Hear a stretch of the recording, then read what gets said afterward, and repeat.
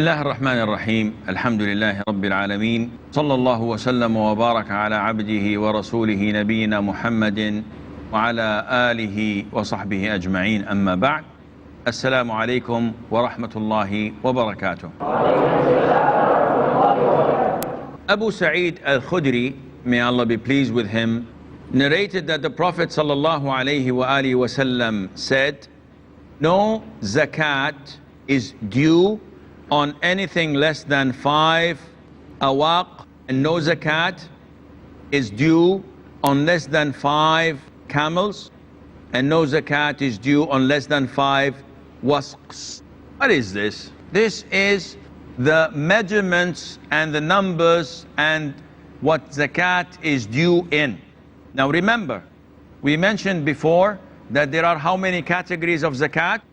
There are 4. Here we have 3 only. And let's go through them one by one. The first one, the Prophet says, لَيْسَ فِي مَا دُونَ خَمْسِ أَوَاقٍ صَدَقَةٍ. Awaq is the plural of uqiyah. And uqiyah is a means of measurement of gold and silver. So the Prophet ﷺ is saying to us that the nisab, the limit of silver, is 5 uqiyah. Each uqiyah is equivalent to 40 dirham. So these are the coins at the time of the Prophet ﷺ. So 200 dirhams, these are the nisab of silver. How many grams are there so that we can know? Scholars say it is 595 grams of silver. 595 grams of silver. If you have this or more and a whole year passes while it is in your capacity, while it is in your possession, then you have to give 2.5% as zakat. If you have 490 grams and a whole year passes, do I pay zakat? No, because it is below the nisab. If I have 600 grams of silver, but 11 months passed and then I gave it away, do I have to pay zakat? Because a whole year did not pass. So these are 2 conditions. Understood? Right. The Prophet did not mention gold alayhi salatu wassalam, but it was mentioned in another hadith where he said that 20 dinars is the nisab for gold. And how much is 20 dinars? Scholars calculated it and said that if you have 85 grams of gold, then you have to pay zakat if a whole year passes. 85 grams of gold. What kind of gold? Is it important to know? Yes, of course. Why? Because if it is 16 karat gold, it's different than when it's 24 karat gold. So the Prophet is talking about pure 24 karat gold, because 16 karat gold is not pure. It has copper, it has other materials with it, so it is not pure. So you may have 180 grams of gold of 16 karat or 18 karat, and there is no zakat in it. Why? Because if I take it to the goldsmith and I ask him how many pure grams of gold are there in this amount of gold that I have, and he calculates it and he weighs it and he tells me there is only 70 grams. This means that there is no zakat on it. And this helps you when you calculate the zakat on your gold, on your wife's gold. Sometimes your wife gives you this bunch of gold and you're happy that mashallah this is a lot, and you take it to the jewelry shop, he measures it, he fixes, he looks into it to know what carat of gold is he having, and then he tells you this is only 75 golds. What? 75 grams? I said, yes. It's not fully original, it's not pure, it's not so and so. So you don't have to pay zakat for that either. Is this understood? Now, before going on to the second and third part, what is the ruling on money? So if I have euros, if I have reals, if I have rupees, if I have dollars, if I have whatever, so how can I give zakat on that? Should I calculate it on silver or on gold? Yes, brother. Our calculation should be based on the amount of gold present. For example, the nisab level of gold is 85 grams. So we should have money which is equivalent to the amount of 85 grams of gold. This is one of the schools of thought that says that monetary and banknotes are calculated with their equivalent of 85 grams of gold. But the other scholars say that this would be depriving the poor, because then we would have only a limited segment of people who have this amount of cash. How much is 1 gram of gold cost? Nowadays, I don't know it in reals, it's 200 plus. So you're talking about approximately maybe 20,000 reals of savings for a whole year. Not everybody has this. And this means that the chances of the poor getting zakat is not as much when we say that nisab is 595 grams of silver, because then the nisab would be approximately 3,000 riyals or 4,000 riyals. So the difference is extremely big. And that is why Sheikh Ibn Uthaymeen and Sheikh Ibn Baz and other great scholars say that the money should be calculated by silver and not by gold. And as I stated, it's an issue of dispute among scholars, but this is the most authentic opinion. So this is money, this is gold, this is silver, we got it over with. There are so many strings attached, however.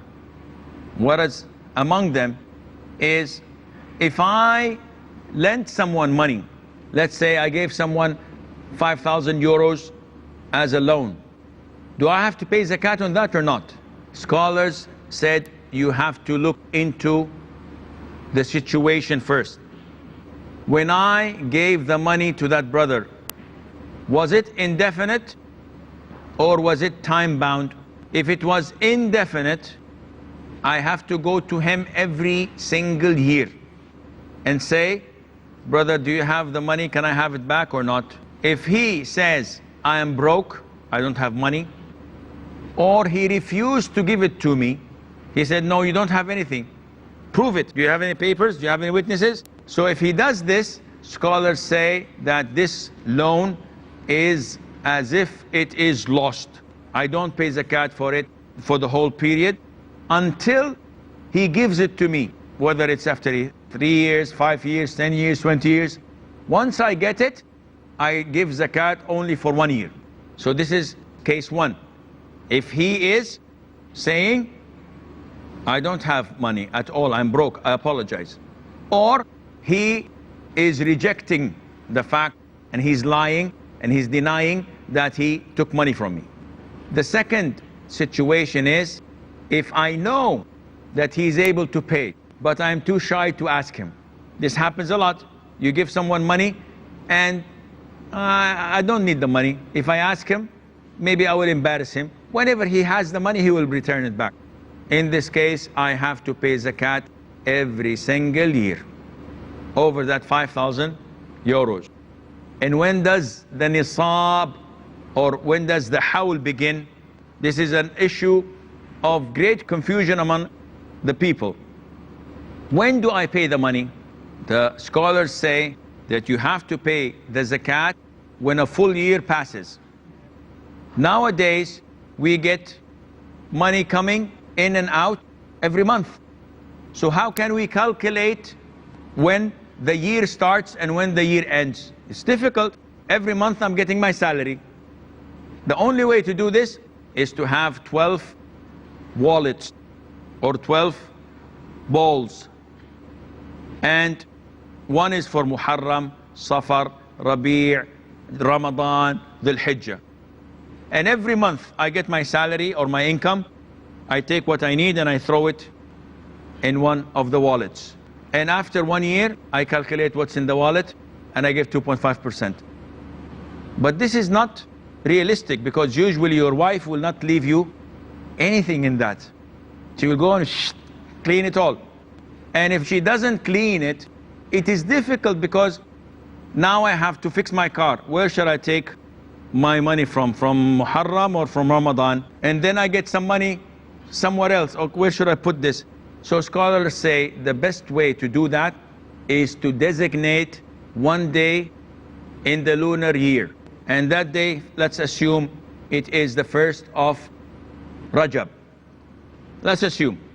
So whenever 1st of Rajab occurs next year, you calculate everything you have, whether it came into your possession a year ago or it came into your possession last month. And you give 2.5%, and that is it. Don't think about what you have until the coming 1st of Rajab. One would say, Sheikh, the money that I got 1 month ago, why should I pay 2.5% if a whole year did not pass? I say you don't have to, but I'm telling you that this is the best way and the only way for you to relax and not be confused. We have a short break. Stay tuned, inshallah. Assalamu alaikum and welcome back. So, this is the only way and the best way of not being confused. Set a date, and regardless, the money came a year ago, 6 months ago, yesterday, you give 2.5%. And this is found in the Sunnah, that is giving the zakat in advance. This is found, and we will get to read this inshallah after a while. So this is regarding the debts you have. Likewise, people say and claim, I borrowed 20,000 euros from a friend. So when my date for zakat comes, I have 5,000 euros. So can I deduct this from that? And the answer, no. Your loan is a separate issue of the money you have in your possession. If I have 40,000 euros in my bank account and I borrowed 20,000, but these 40,000 a whole year passed, should I give zakat for the 40 or for 20? You should give the zakat for 40. Because if you want to save yourself from the zakat money, give the 20,000 back to the owner before the zakat is due. But keeping the money in your possession and not wanting to pay zakat, no.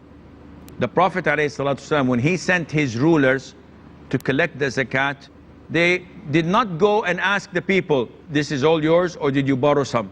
They used to get the zakat from whatever they found, regardless if the man says, this is not mine, I borrowed it or not. As long as it's in his possession, they give zakat out of it. The Prophet goes on, alayhi salatu wasalam, to say that there is no zakat due in less than 5 camels. So now we know that there is a certain number of camels that you give zakat for, and there is a certain number of cows that you give zakat for, and there is a certain number of sheep that you give zakat for. So if I have 39 sheep, there is no zakat. If I have 40 sheep, there is zakat. 1 sheep. If I have 5 camels, there is 1 sheep. If I have 4 camels, nothing. And likewise. So these numbers, they are not of that importance to us because we do not have livestock. But those who do, it's very crucial for them to know what are the numbers needed to know. So for cows, are they 20 or 30? And when they have to give a sheep or they have to give a cow of certain age, in the case of camels, 5, you give 1 sheep, but then the multiplication of that, you give a certain age of camels. So everything has its zakat and rules that governs it. To me, I don't know them. I never keep them by heart. Simple, because nobody asks me about them. So I memorize them and I keep them by heart 3-4 weeks, nobody asks me, I forget them. Because you don't need it. It's not always there. Unlike other questions where you're always asked about it, you know it. So to us, we don't have livestock, so we pass this inshallah, but you need to determine what is the zakat in your livestock. This is very easily calculated. And then the Prophet says that there is no zakat due on less than 5 wasqs or awsuq. And al-wasq is a big thing that you put what you would like to measure in. So as in the case of liters, a liter is a means of measurement by size or weight? By size.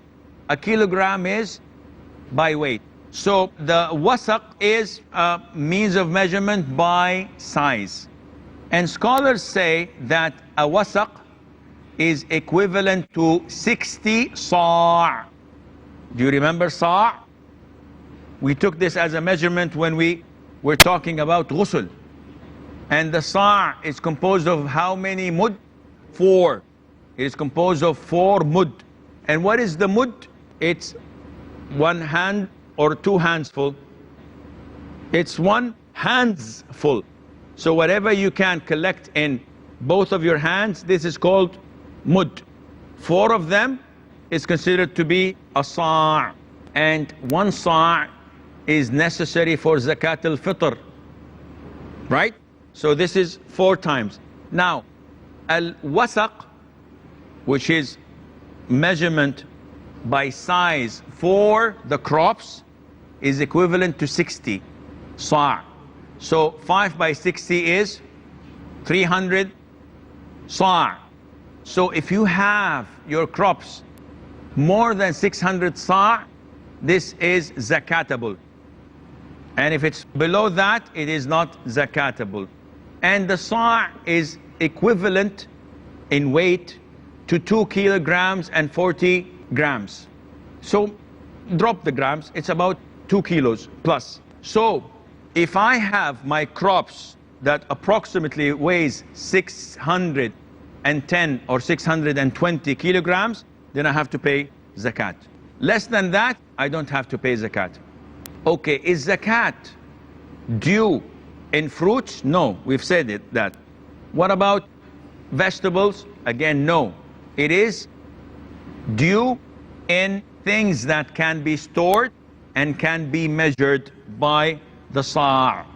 And that is why scholars differentiate between or by the method of watering. So they say, if the crops are in a farm and my farm has a stream going in, so it is watered by the stream, or continuously watered by the rain, or from a spring, or from a river, meaning I'm not putting any effort to water it. If the water is always there, then I have to pay 1/10 of it for zakat. The percentage wise, 10%. How much is the percentage when it came to gold, silver and money? 2.5. So they call it, this is 1/4. And if the crops are being watered without any effort from my side, it is 1/10 or 10% is zakatable whenever the crops is being harvested. What about if I have to dig a well and then put motors and methods of pulling the water from underground to water these crops? They say in this case the zakat is half of the 10th, which is 5%. So whenever there's an effort from my side, and not the effort is by digging canals, no, the effort by drawing or pulling the water from underneath the earth by motors and so on, or by camels or by animals drawing the water up, this means that I pay only 5% of the zakat. Going back to the livestock, any livestock that I have to pay zakat? No. If the livestock is eating most of the year from the open grounds, there is zakat. But if I am feeding, I'm buying the grass and I'm buying the hay to feed them, then there is no zakat at all. The zakat is when the livestock is eating from the ground, meaning I have nothing to spend on it. It goes and eats from the grass, it goes, eats from the farms, no problem in that. I have to give the zakat. But if I am feeding, I have livestock of 1,000 sheep, and I buy trucks of grass every day and I feed them. At the end of the year, there is no zakat unless they are used for selling. So approximately this is what needs to be discussed about this issue. We have to discuss it furthermore next time we meet. Do you have any questions? So you just mentioned a point about the animals. If they are eating from outside, then there is no zakah. There is zakah on them. And if you're feeding them, then there is no zakah. What about, for example, in a country which says the rainy season, when for some time of the year, they're eating from outside when the grass is growing, and then when there's, the dry season, you're feeding them. So in that case, what happens? Well, scholars say that it depends on what prevails. So if it is most of the year eating from my own crops, and some part of the year they eat outside, there is no zakat. But if the majority of the year they eat outside, and some 3-4 months I feed them myself, then there is the zakat. Assalamu alaikum. Salam. You told about gold, that for 85 grams of gold there is 2.5% zakat. Suppose, for example, if I have 50 grams of gold and somewhere around 400 grams of silver and some cash, but the total amount is equivalent to what is more than 85 grams of gold, will I have to pay zakat? It's an issue of dispute among scholars whether it is permissible to join different types together. So some say that as long as the money, the silver and the gold is owned by the same person, so it should be considered to be one type. Some say no, the gold is different than the silver, and likewise the cash is different than them all. To me, I cannot decide at the moment. I cannot tell you, because it appears to me that as long as the owner is one, then he is considered to be having one type of money. Sheikh, you said that if the crops are irrigated from natural waters or you are not doing it, it is 1/10. And if you are using your efforts, then it is 1/5. And you told that is 5%. Not 1/5. It is half a tenth, which is 5%, which is less. Gold and silver, the zakat is quarter of a tenth, which is 2.5. If the crops are being watered by me, by my engines and by my efforts, it is half a tenth, which is 5%. If it's irrigated naturally by rivers or streams or springs without any effort from my side, it is 1/10, which is 10%. I'm afraid that this is all the time we have. Until we meet next time, fi amanillah, wassalamu alaikum wa rahmatullahi wa barakatuh.